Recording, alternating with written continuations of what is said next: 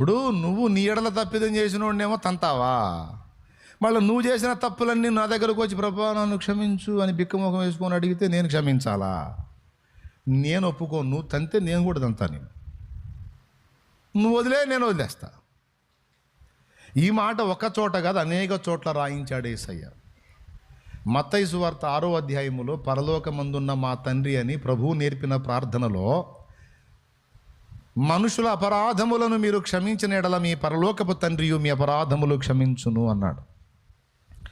అక్కడ అంటాడు, అచ్చంగా ప్రార్థనలోనే మెన్షన్ చేశాడు, పరలోకమందున్న మా తండ్రి, నీ నామం పరిశుద్ధపరచబడును గాక, నీ రాజ్యం వచ్చును గాక, నీ చిత్తం పరలోకమందు నెరవేర్చినట్లు భూమి అందు నెరవేరును గాక, మాకు కావలసిన ఆహారం నేడు మాకు దయచేయము, మా ఎడల అపరాధము చేసిన వారిని మేము క్షమించి ఉన్న ప్రకారము